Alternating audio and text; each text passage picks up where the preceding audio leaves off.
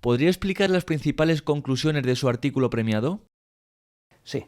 El título del artículo es El hidrógeno, un combustible para el futuro.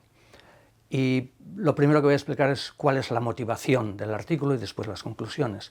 La motivación es que actualmente consumimos una enorme cantidad de energía y en el futuro vamos a consumir muchísima más, y además va a escalar con el tiempo, va a ser más y más.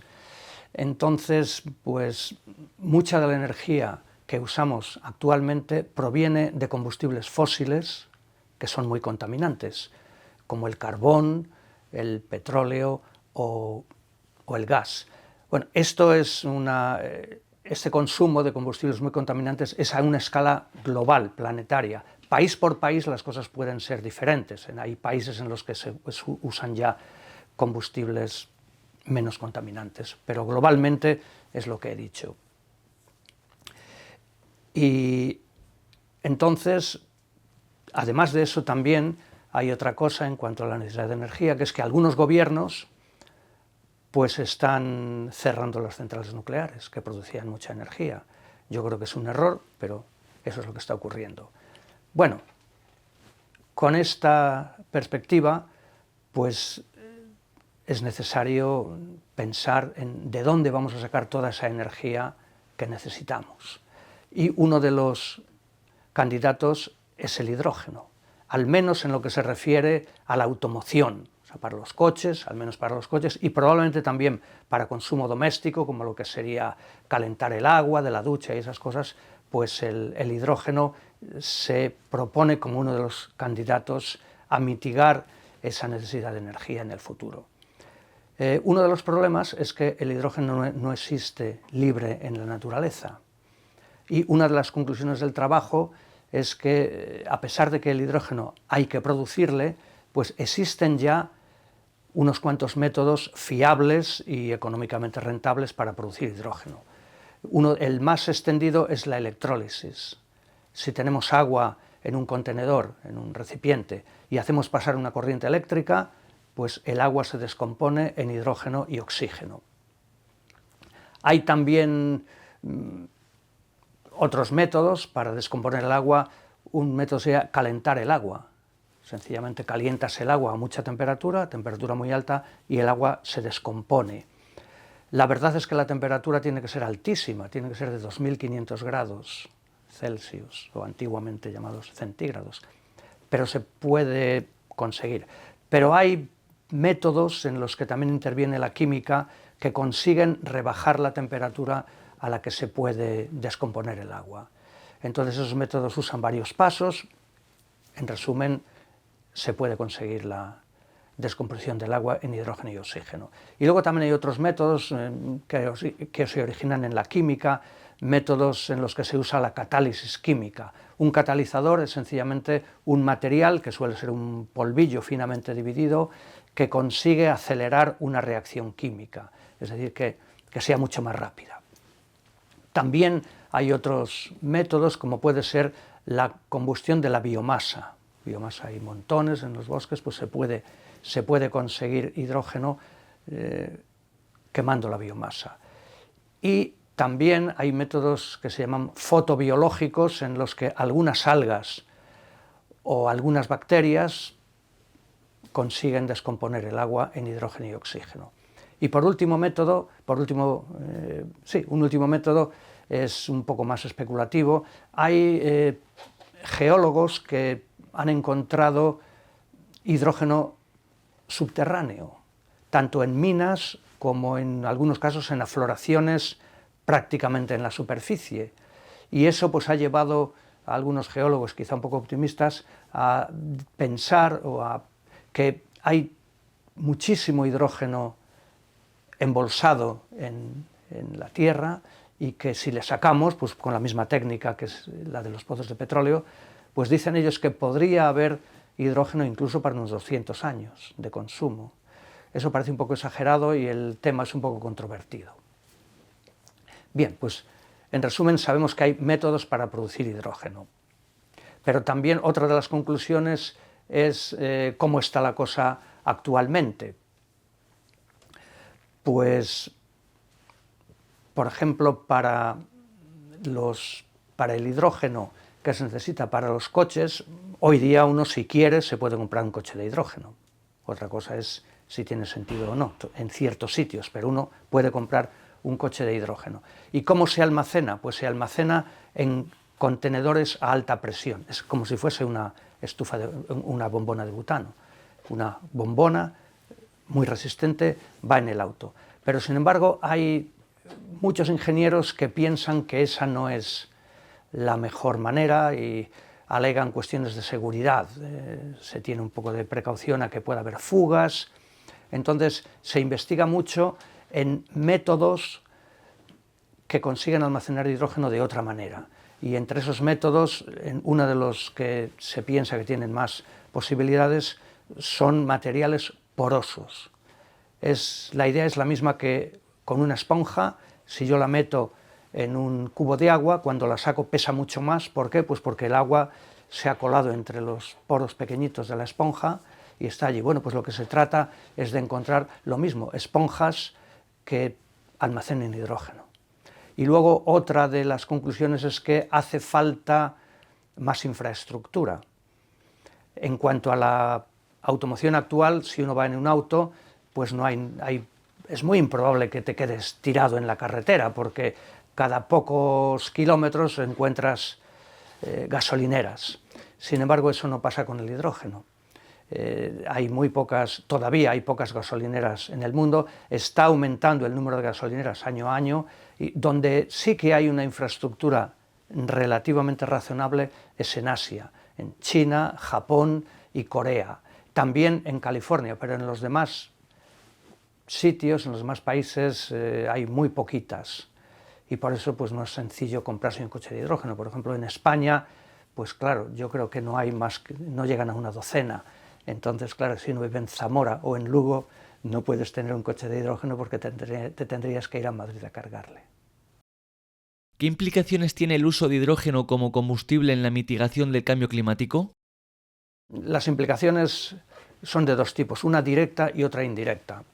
La directa es que si vamos a un motor de hidrógeno, de los que se usan en los coches de hidrógeno actuales, pues lo que ocurre es que el hidrógeno que tenemos que tener almacenado en un contenedor reacciona con el oxígeno que proviene de la atmósfera y nos da energía en forma de una corriente eléctrica que es la que mueve el auto. O sea que en el fondo es un coche eléctrico. Y la ventaja es que, ¿cuál es el producto de esa reacción del hidrógeno con el oxígeno? Pues es agua, es vapor de agua, y el vapor de agua no contamina. O sea que la primera ventaja es que el uso del hidrógeno en automoción o en cualquier tipo de aplicación no es contaminante. Y además hay otra ventaja indirecta, que es, claro, si usas hidrógeno dejas de usar otras cosas. Entonces,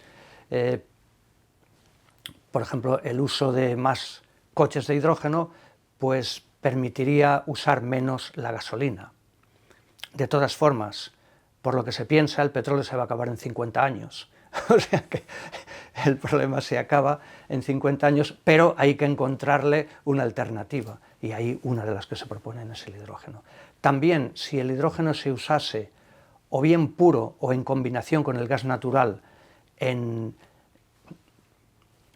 las casas para calentar el agua, pues evidentemente si se usa más hidrógeno se usaría menos gas natural. Entonces, globalmente también bajaría la contaminación al aumentar la cantidad de hidrógeno que se usa. ¿Cómo nació su vocación por la física? Desde pequeño a mí me ha gustado mucho leer, y entre los libros que caían en mis manos pues yo leía de todo me gustaba, y entre esos libros pues encontré algunos en los que se descubrían, nos enseñaban cuáles habían sido algunos descubrimientos científicos importantes, y había también biografías de científicos. Y eso desde el principio, pues la verdad es que me gustó y me interesó mucho. Entonces, cuando ya en la época de la enseñanza secundaria, en el colegio, las asignaturas de ciencias, y en particular la física, fueron las que más me interesaron. Y poco a poco, pues claro, fue generándose una vocación en mí sobre la física.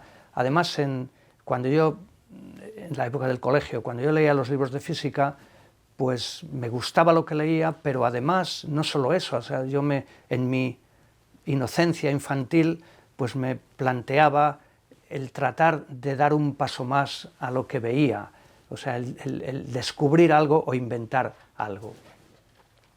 Quiero decir con esto que mi vocación por la física nació de manera natural, no hubo ninguna influencia externa.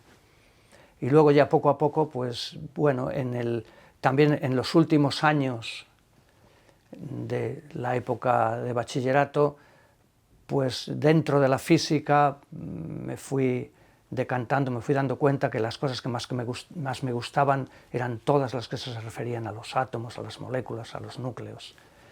Después, cuando llegué a la universidad, pues ahí se afianzó mucho mi interés por la física. Por supuesto, en la universidad estudié física, y cuando terminé la licenciatura y ya tenía decidido dedicarme a la vida académica y a la investigación, si es que era posible, pues tuve la suerte de hacer mi tesis doctoral con un investigador y persona excelente, que fue el profesor Emilio Santos Corchero, que me enseñó muchísimo, fue quien me introdujo en la investigación, y gracias a él pues aprendí no solo a investigar, sino que también aprendí que lo que se investiga luego hay que publicarlo, y que si lo que has publicado tiene buen nivel, otros científicos te lo citan en sus trabajos.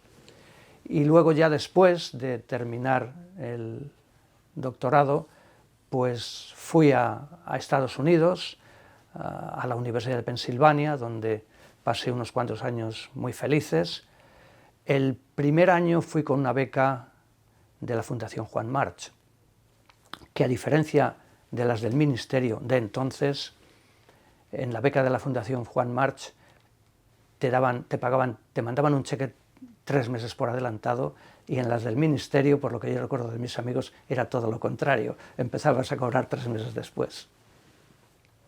Bueno, después de la estancia en la Universidad de Pensilvania, volví a Valladolid, a la Universidad de Valladolid, que es donde he desarrollado toda mi carrera académica, pero con numerosas salidas fuera, tanto a universidades extranjeras como españolas, para investigar, en visitas largas de año sabático, varios años sabáticos, o visitas más cortas de varios meses. Desde siempre, cuando yo leía libros o artículos de investigación o artículos de divulgación científica, pues yo valoraba mucho que estuviesen bien escritos y que fuesen claros. Y eso pues me ha inspirado a tratar de hacer yo lo mismo. Lo mismo pasa con las charlas, con las clases primero a las que yo asistía, o con las conferencias a las que yo asistía. Me ha gustado que fuesen claras y que estuviesen bien presentadas.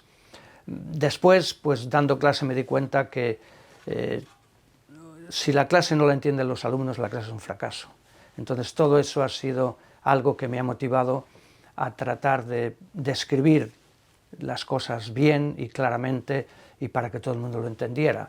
De hecho, en mi carrera académica, cuando encontraba un tema en el que yo pensaba que dominaba lo suficiente, lo dominaba en profundidad, me parecía que el tema era interesante y que era capaz de transmitirlo bien, pues entonces escribía algún artículo de divulgación o presentaba alguna charla.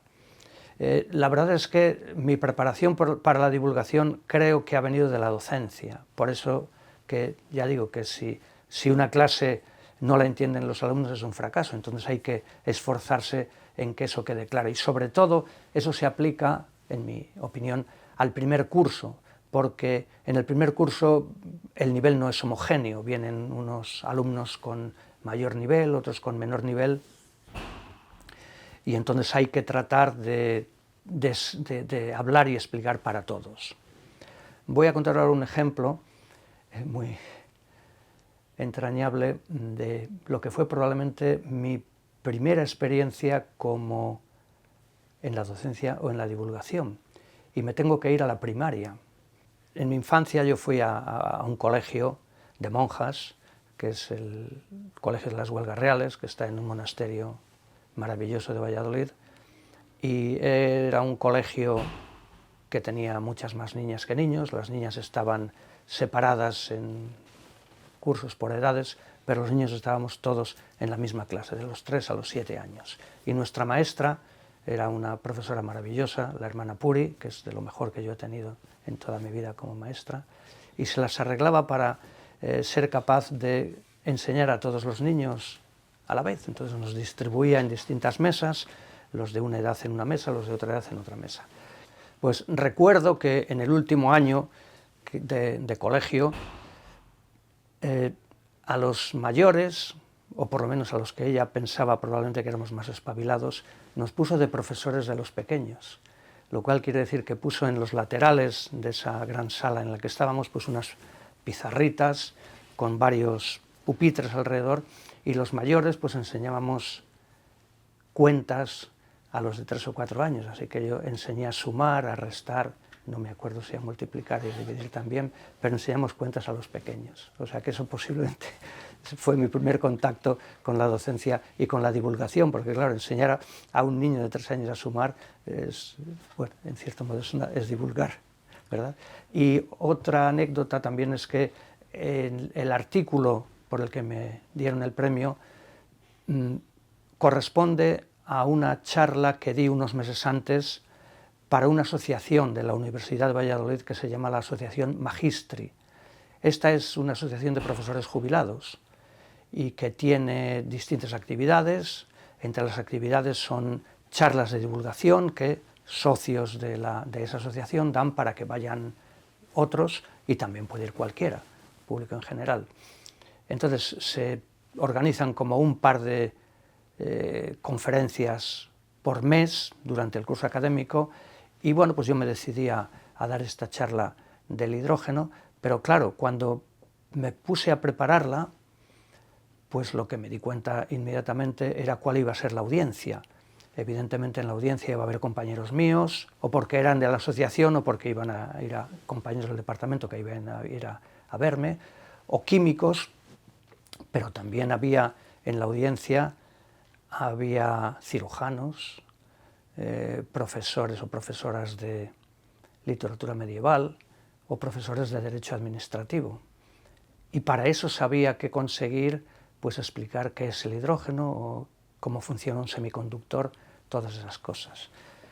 Esto significa que no es trivial prepararse una charla de divulgación para ese público tan variopinto si quieres decir cosas serias, que no sean triviales.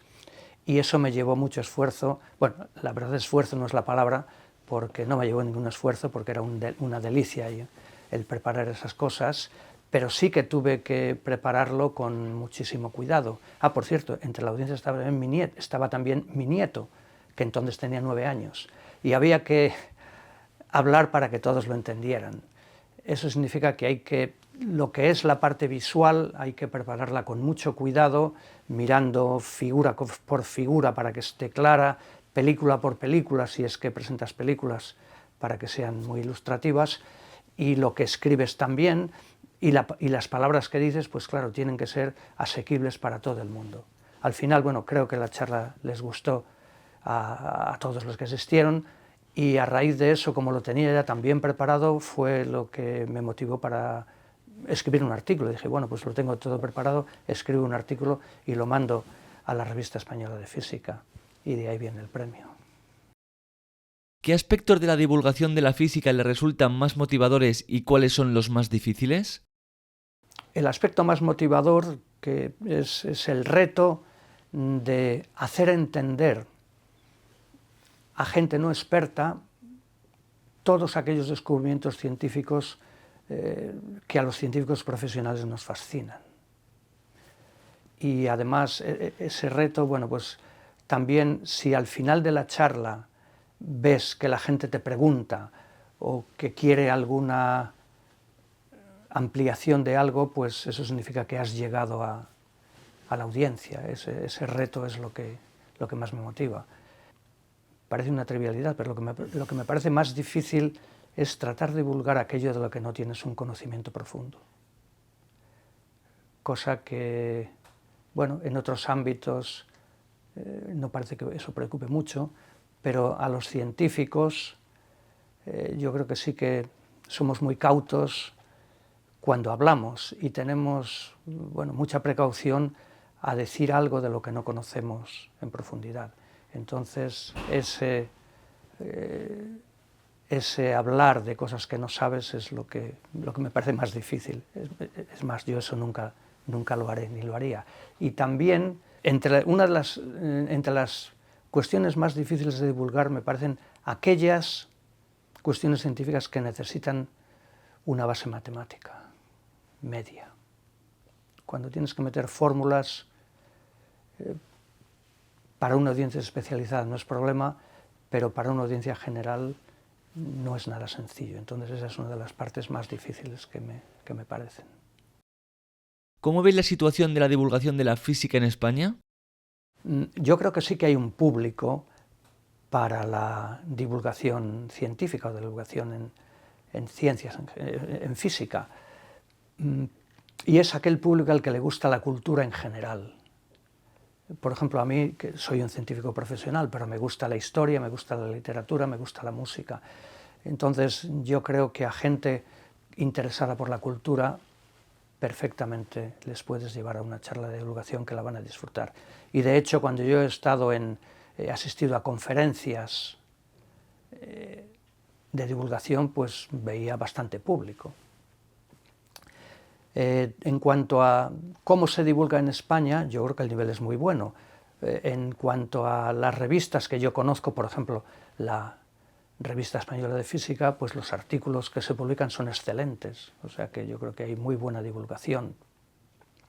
Es una pena también que algunas revistas de divulgación, como Investigación y Ciencia, que se vendían en los kioscos y en la que yo publiqué algunos artículos, hayan desaparecido.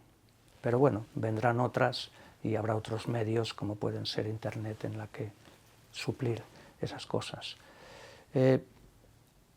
Ahí también se organizan muchísimas conferencias por distintas asociaciones, por ejemplo, el Consejo Superior de Investigaciones Científicas, la Real Academia de Ciencias Exactas, Físicas y Naturales, o algunas entidades privadas que organizan conferencias de investigación y siempre me han parecido que son de un nivel buenísimo, un nivel excelente y asequibles a la mayor parte de la gente.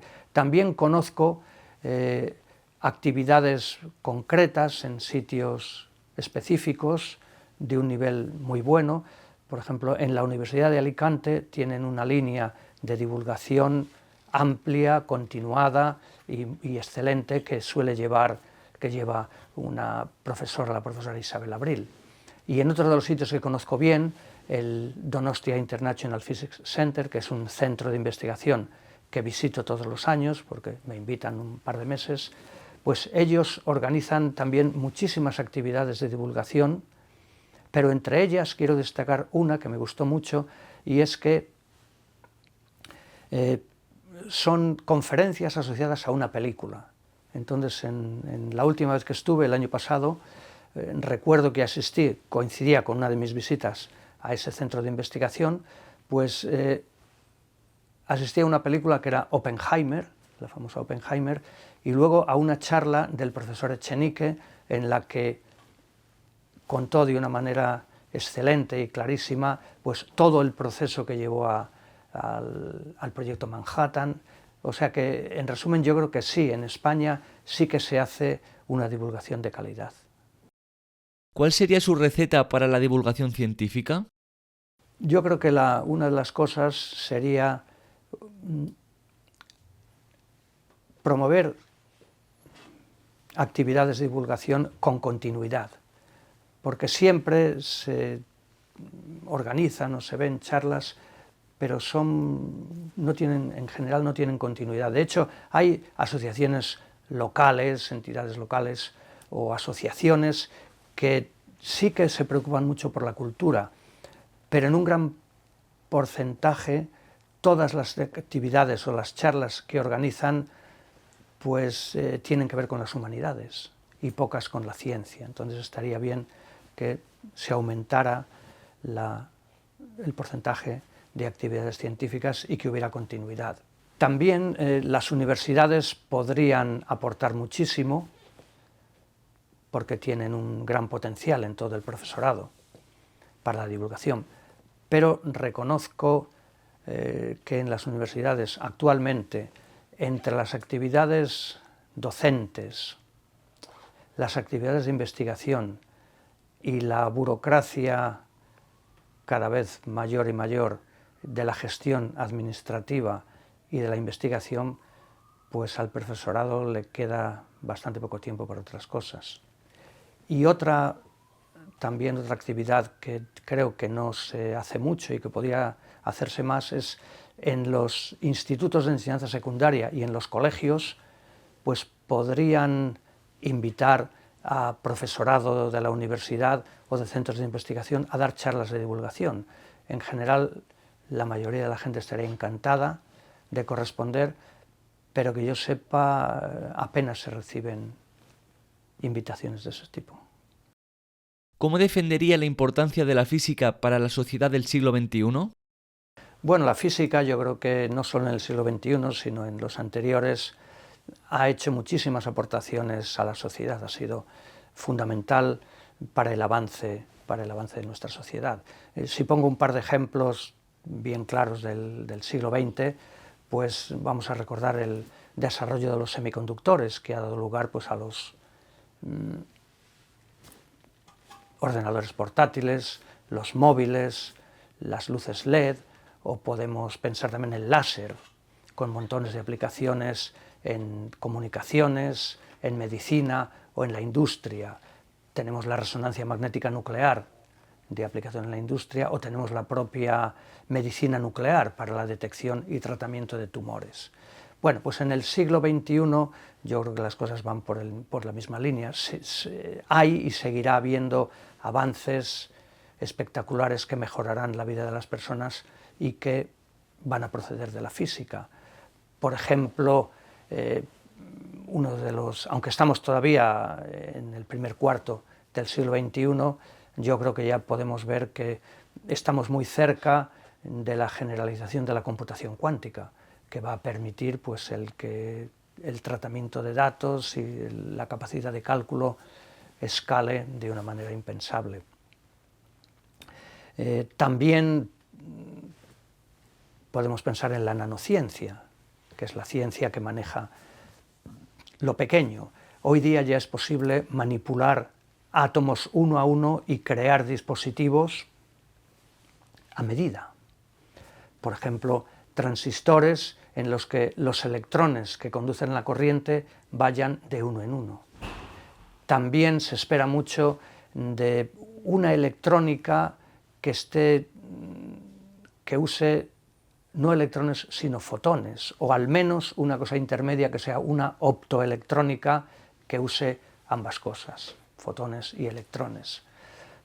Espero también que en cuestiones de energía, volviendo al tema del artículo sobre el hidrógeno, espero que en este siglo haya muchísimos avances precisamente en esa cuestión que planteé antes de cómo mejorar el almacenamiento de hidrógeno en los autos para poder usarles de una manera general. Y también otra de las aplicaciones que están definiéndose y que seguramente veremos es el uso de semiconductores de alta temperatura, que ya, de hecho, ya están en algunas aplicaciones concretas, ya se usan, ya funcionan, por ejemplo, en el CERN, el Centro Europeo de Investigación Nuclear, en imanes de muy alto campo magnético. Y por último, aparte, no solo las aplicaciones, que están muy bien, y es lo que nos llega a la vida común, pero luego también la física contribuirá, como ha contribuido al aumento a hacernos avanzar en el conocimiento del universo, tanto en el nivel cosmológico,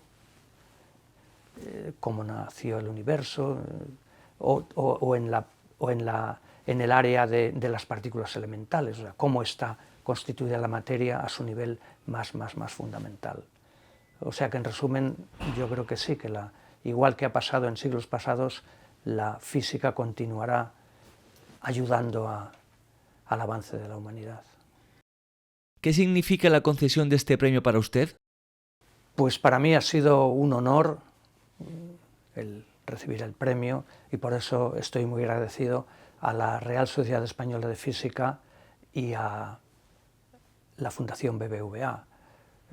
Yo estoy muy contento y mi familia está encantada.